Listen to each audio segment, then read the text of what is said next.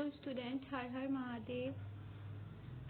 हमारा जो इनिशिएटिव है टू कंप्लीट 6 to 12 NCERT, उसमें आज geography chapter 6 major landform of the earth.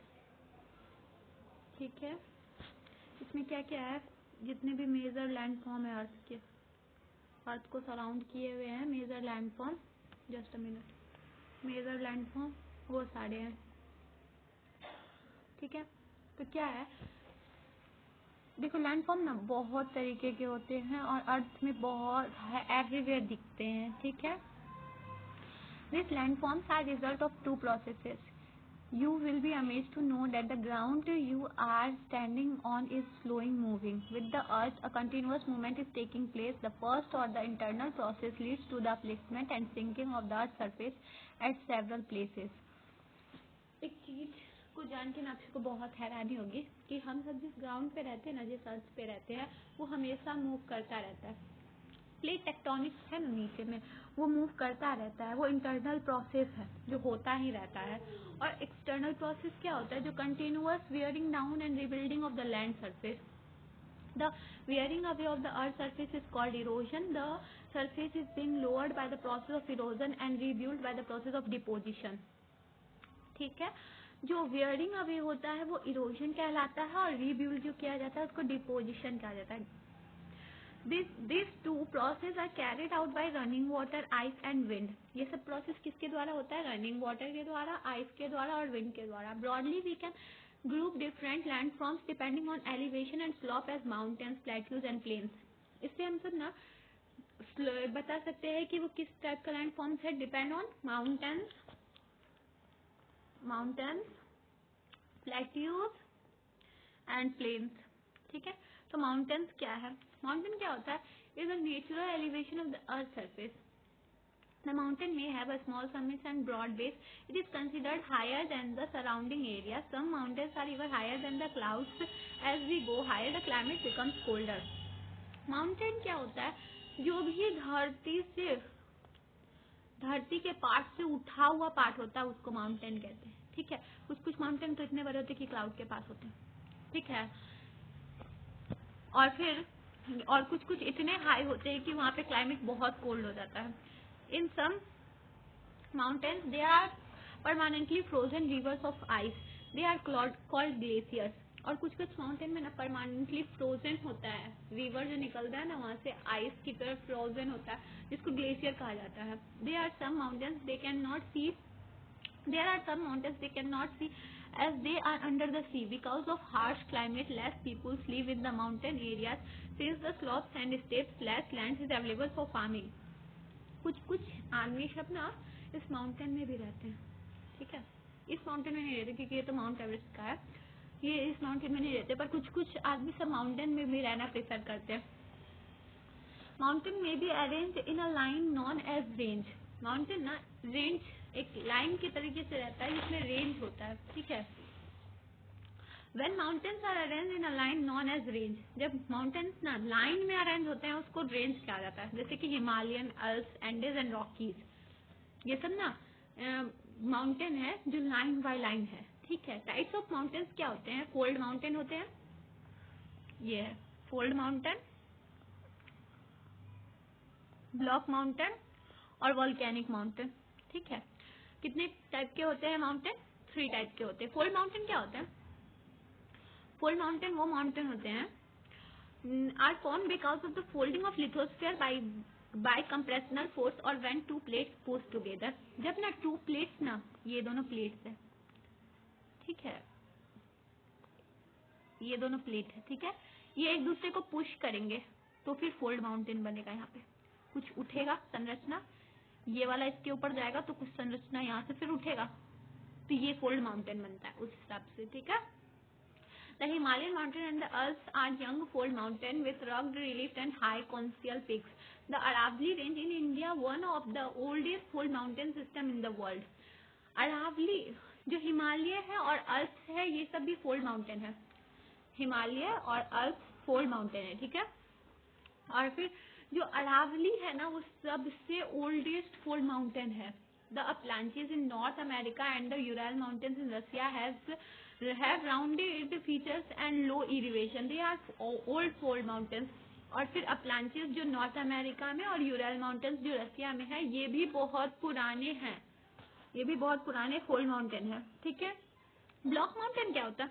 Block mountain are created when large areas are broken and displaced vertically. The uplifted blocks are termed as rocks and lower blocks are called gaps.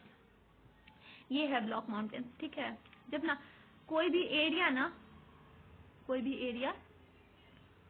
देखो, जब कोई भी area अचानक से broke हो, displace हो, well large portion of area broke हो और फिर डिस्प्लेस हो वर्टिकली। ठीक है। और ये जब अपलिफ्ट होते हैं तो ये ब्लॉक माउंटेन होते हैं। इसमें से कुछ होते हैं हॉर्स्ट और कुछ होते हैं ब्लॉक्स।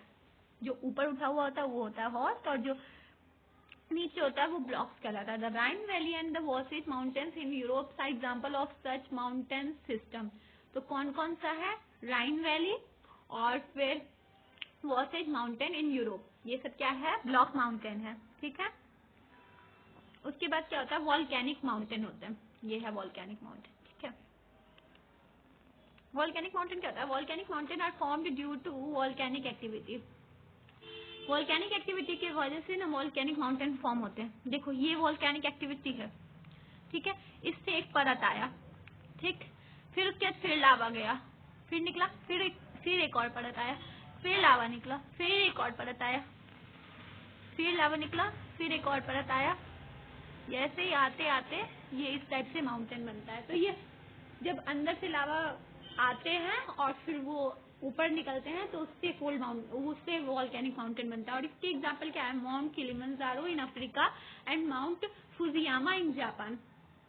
जो माउंट किलिमंजारो जो अफ्रीका में है और फिर माउंट फुजियामा जो जापान में है, वो सब एग्जाम्पल है वॉल्केनिक माउंटेन के। ठीक है। अब प्लेट्यू क्या होता है? अ प्लेट्यू इज एन एलिवेटेड फ्लैटलैंड। वो ना एक फ्लैट लैंड होता है। It is flat topped table and standing above the surrounding area. The average height is greater than 600 feet is a plateau. कोई भी जो ऊपर में फ्लैट हो और जिसका एवरेज हाइट 600 मीटर्स हो अबव द सी लेवल, तो वो सब प्लेट्यू है। ठीक है। Example, the Deccan Plateau in India is one of the oldest plateau. The Tibet Plateau is the highest plateau in the world. Deccan plateau जो है India में वो सबसे ज्यादा ओल्डेस्ट प्लेट्यू है और Tibetan plateau is highest plateau in the world. ठीक है। ये है प्लेट्यू। प्लेट्यू क्या होता है अच्छी तरीके से समझ लो। ये जो सी लेवल से 600 किलोमीटर ऊपर 600 फीट ऊपर हो, मीटर्स ऊपर हो, एंड जो ऊपर में फ्लैट सरफेस हो, जिसका टेबल लाइक फ्लैट सरफेस हो, तो वो होता है प्लेट्यू। ठीक है। और फिर क्या उसके बाद? प्लेन्स। अब देखो प्लेट्यू का कुछ सिग्निफिकेंस भी है, because plateau are mineral deposit होता है यहाँ पे। ये बहुत इंपॉर्टेंट होता है किस चीज के लिए? मिनरल डिपॉजिट के लिए। माइनिंग यहाँ पे होता है। प्लेट्यू एरिया में ना माइनिंग बहुत ज्यादा होता है क्योंकि यहाँ पे मिनरल डिपॉजिट मिलता है, तो यहाँ पे माइनिंग होता है। ठीक है। The African plateau is famous for gold and diamond mining. यहाँ पे माइनिंग होता है। तो अफ्रीकन प्लेट्यू, अफ्रीका में भी प्लेट्यू है जो किस चीज के लिए फेमस है? गोल्ड और डायमंड के माइनिंग के लिए। In India huge reserves of iron, coal and manganese are found in the Chota Nagpur plateau. छोटा नागपुर प्लेट्यू जो है हमारे इंडिया में, वहाँ पे क्या क्या मिलता है? कोल, मैग्नीज और आयरन बहुत ही ज्यादा भंडार में मिलता है। ठीक है। ह्यूज रिजर्व है वहाँ पे। In the plateau area, there are several waterfalls as rivers falls from a great height. In India, the Hunduru Falls in the Chota Nagpur Plateau on the river Subranekha and the Jog Falls in Karnataka are example of such waterfall.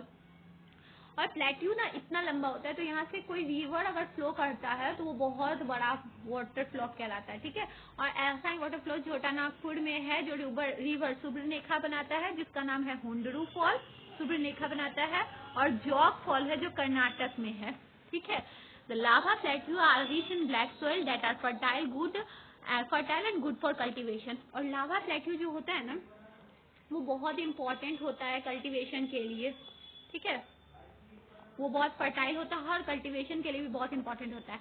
Many plateau have scenic spots and are of great attraction of tourist. बहुत plateau सब बहुत अच्छा अच्छा scenic place होता है जिसको tourist को भी बहुत ज्यादा अट्रैक्ट भी करता है। प्लेन्स क्या होता है? देखो प्लेन्स होता है, plains are large stretches of flat land.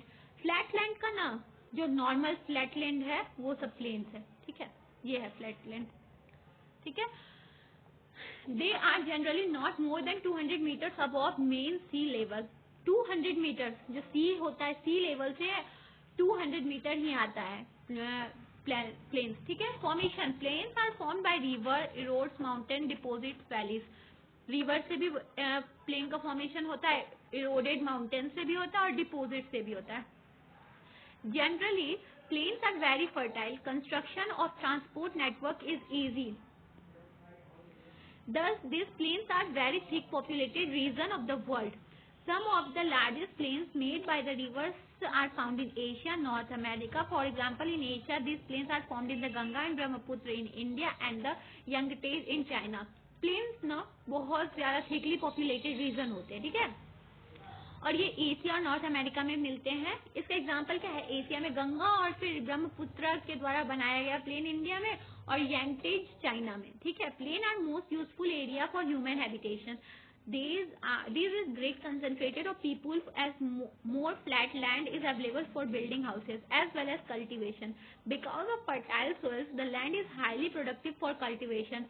In India too, the Indo-Gangetic plains are the most densely populated region of the country. Indo-Gangetic plain जो है ना, यहाँ पे ह्यूमन सेटलमेंट बहुत जल्दी हो जाता है और इंडो गैंगेटिक प्लेन जो है बिहार और यूपी के साइड में, यहाँ पे बहुत ज्यादा आदमी सब रहते हैं, डेंसली पॉपुलेटेड होता है, ठीक है।